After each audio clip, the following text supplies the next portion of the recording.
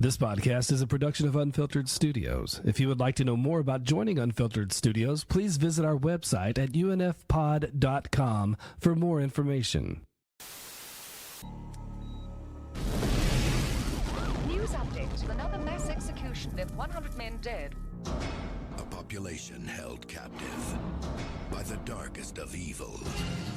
Now, the world's last hope is a hero no one has ever seen.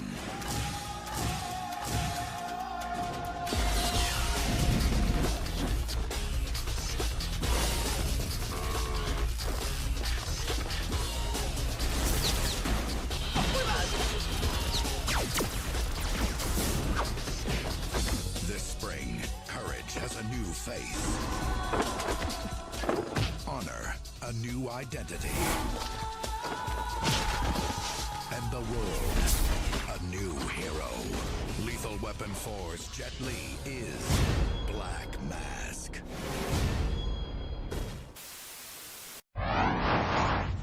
Irradiator cells have entered stage 5 mutation. A genetic experiment There was never supposed to be a full transformation. has unlocked the darkest side of humanity. Level of transformation is perfect. You're a liar! And unleashed an evil we never expected. Now, Black Mask is here. the most powerful warrior on Earth He has decided to use his powers for the good of others. must find the cure. Bring him back to me. Alive. Before he crosses over. You're one of us, Khan! You'll always be one of us!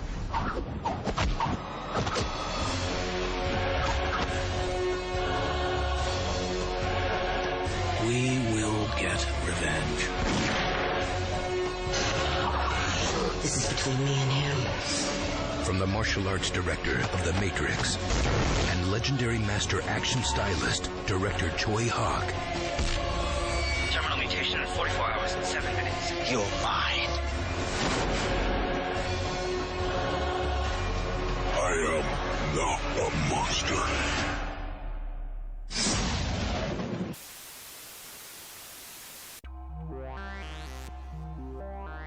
We mixed. We loaded it.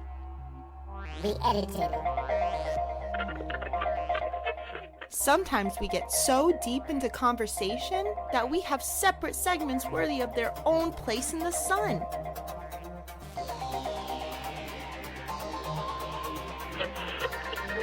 Here is a reshuffled mini episode.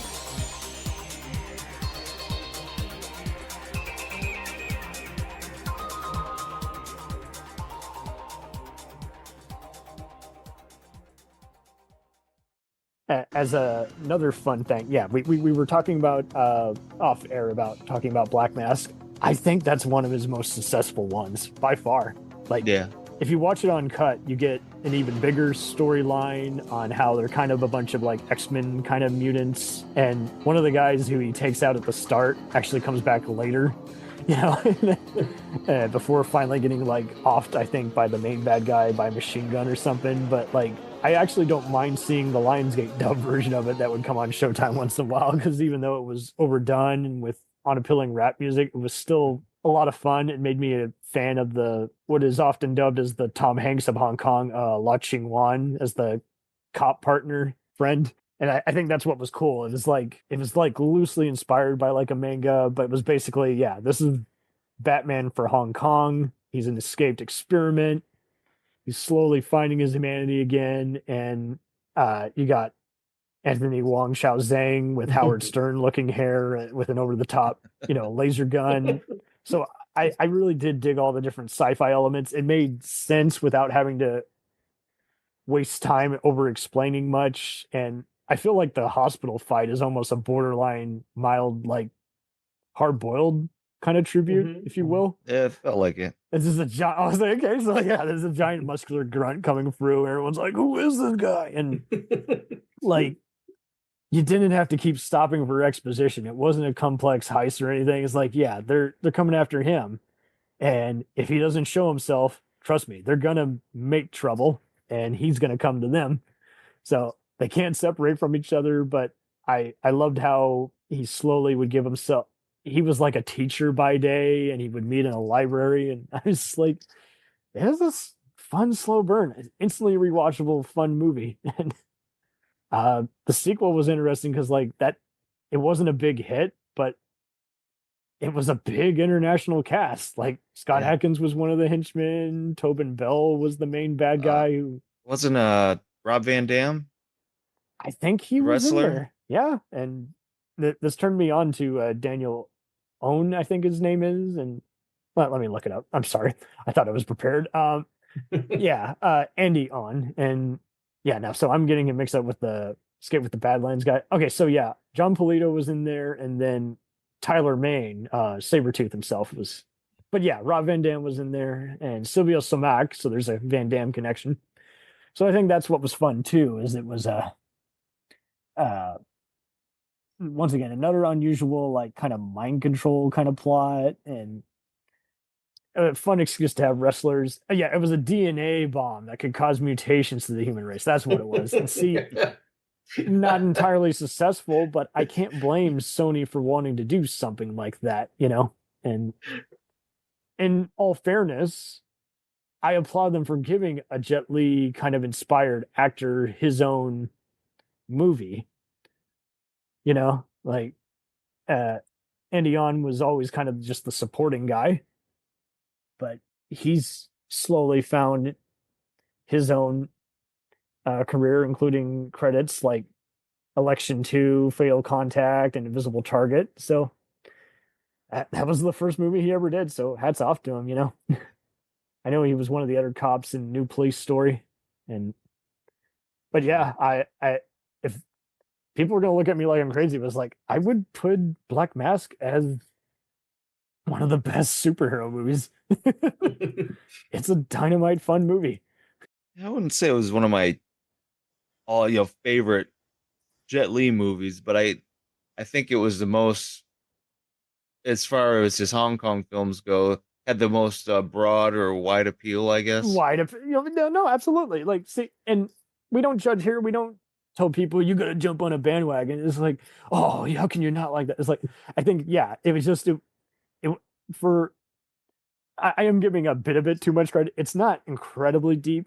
It's just it's what I would call a reasonable genre movie. If that makes sense. Instead of, best of all time, best action movie 96. Like, I'm just saying it's very solid at what it does. I mean, I'm sure it was one of those movies that actually made Hong Kong movies big in Sweden, you know, because I'm talking from the Swedish perspective, and I don't consider Black Mask the best Hong Kong movie, but it's a lot of fun. However, I just found it fun how like he opens up, he's already escaping, and they add like a narration in both versions, so you get an idea. Like, okay, so I'm being told what's what as he's escaping from all these heavily armed SWAT soldiers. But yes, I know what you mean. Like, it's not like innovative. It's just. But it's a gorgeous movie to watch. I mean, it is to use a pretty worn out expression, it had the Suhark MTV style, ultra visuals, this rain all the time. It was trying to do a bit of that for that market. I mean, when you look at the poster, you think he's fallen down like a giant hole or something. It's like no. When you see the actual movie in the finale, the villain's trying to electrocute him, and he jumps out of the water at the last minute and stays there. And I guess I didn't mind it because while they didn't explain all their genetics and what they're susceptible to, I still like how he would explain a lot while he's drenched, fighting in the rain and spitting out blood. Jet Li's a very physical actor, but in the best possible way, to where he says so much. It's like, I feel your hurt. I feel your pain, instead of, yeah, but you're just going to get back up, and there's enough cliches to fill this giant basket of a movie. It's like, yeah, no, it was still cliche heavy. I guess I also dug just the female companion, because she was just the a geek before that was kind of a cool thing. You just wanted to know more.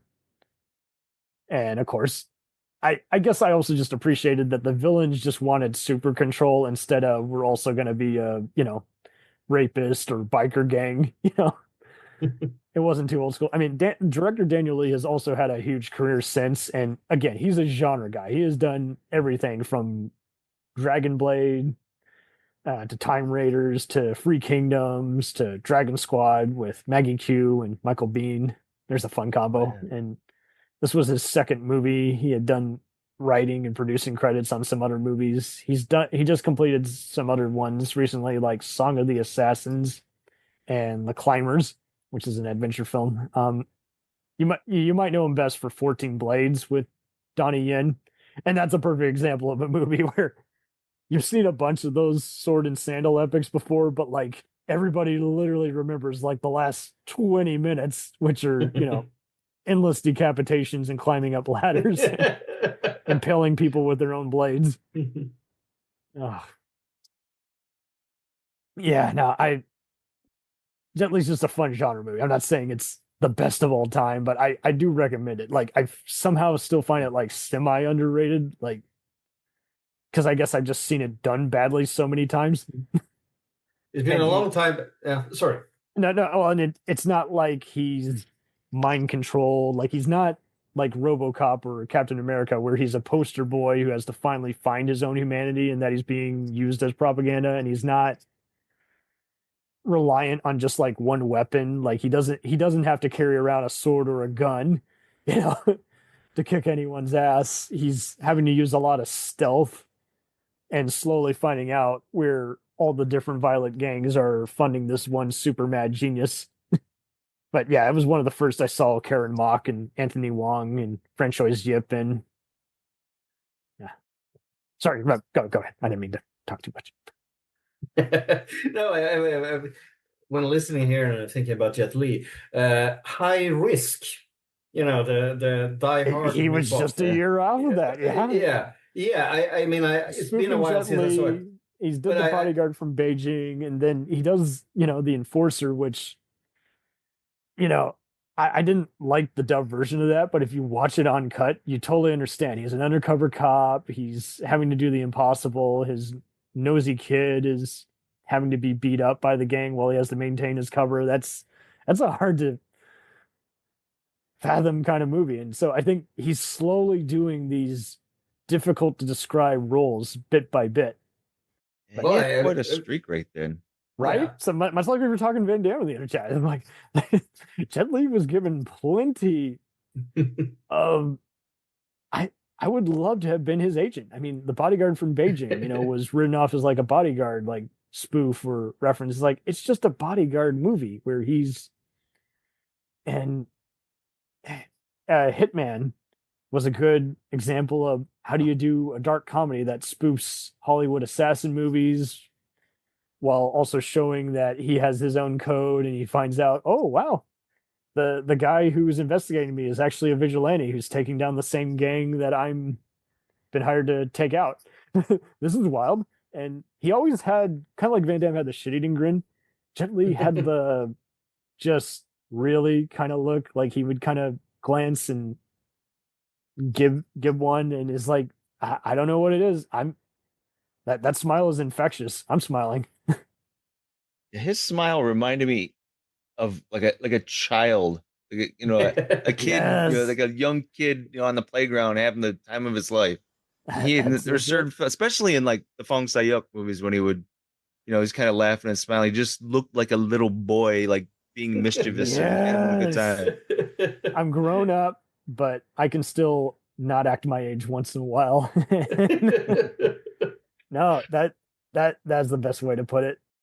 We'll return after these messages.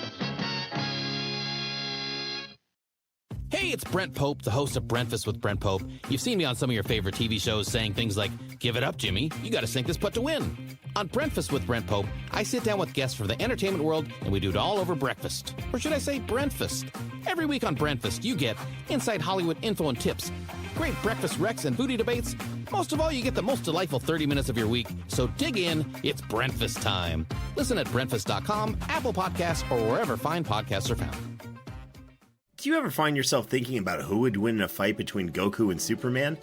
Hi, I'm James Gavsey, and on the Who Would Win show, me and my co-host Ray ignore anything important happening in the outside world and debate fictional battles between characters from comics, movies, and video games. We got a new show every week, and almost always am I the winner. Yeah, not true, Ray. In the past, we've discussed such matches as Captain America versus Darth Vader, Solid Snake versus the Iron Giant, classic matchups like RoboCop versus Terminator, and even the Muppets versus Sesame Street. That one was crazy.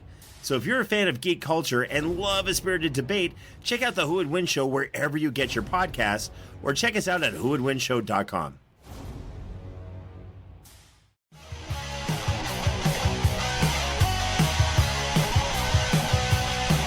Follow us on the web on Facebook, Twitter, and Instagram. The podcast is available on Podbean, Spotify, iHeartRadio, Anchor, Apple, and anywhere else podcasts are available. Feel free to review our show and leave comments on any of those sites. Thanks a million for listening. It's a Jack